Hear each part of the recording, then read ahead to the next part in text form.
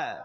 یہ اتنی بڑی مسٹیک ہے کہ جناب ہم نے دیکھا کہ کسی والد نے اپنی بیٹی کی شاندار تربیت کی, پردہ بھی کروایا, اللہ اس کے رسول, صحابہ, اہل بیت, اولیاء کرام کی محبت اس کے دل میں ڈالی, غوث اعظم رضی اللہ تعالی عنہ کا اس کو مرید بھی بنایا اور اس کے دل میں غوث پاک کی محبت بھی ڈال دی. مگر شادی کرتے وقت یہ نہ دیکھا کہ وہ لڑکے والے جن کے یہاں میں بڑا خاندان تو دیکھ رہا ہوں, اس کی گاڑی اور بنگلہ تو دیکھ رہا ہوں, اس لڑکے کی آمدنی تو دیکھ رہا ہوں, یہ نہ دیکھا کہ وہ دین میں کیسے ہے.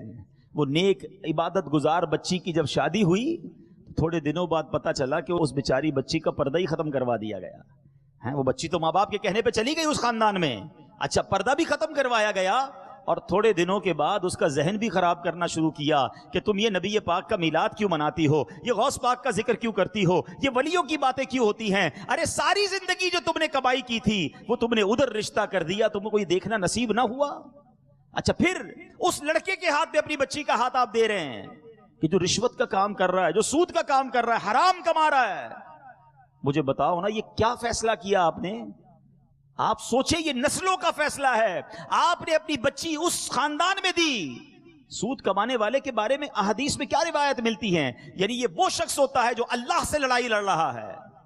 آپ اللہ سے جنگ کرنے والے کے ساتھ اپنی بچی دے رہے کیونکہ آپ نے یہ دیکھا کتنا کماتا ہے.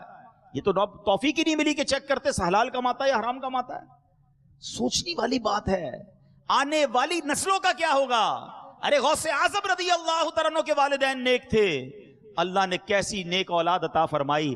آپ اگر ایسے لوگوں کے ساتھ رشتہ کریں گے جن کی عقائد درست نہیں, اعمال درست نہیں, روزی حلال نہیں, تو کیسے آنے والی نسلوں کا حال برا نہیں ہوگا؟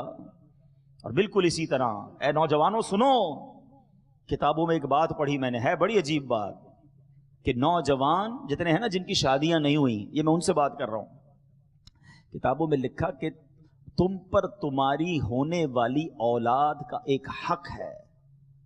اب بندہ کہ یار ابھی تو شادی نہیں ہوئی, اولاد کا حق کہاں سے آ گیا؟ کہاں ہونے والی اولاد کا حق یہ ہے کہ اس کے لیے اچھی ماں تلاش کی جائے. جی جناب, کیونکہ ماں ہی پہلی ٹیچر ہوتی ہے, ماں ہی پہلی درس گاہ ہوتی ہے. ارے ماں ہی نمازی نہیں ہے تو وہ کیسے بچوں کو نمازی بنائے گی؟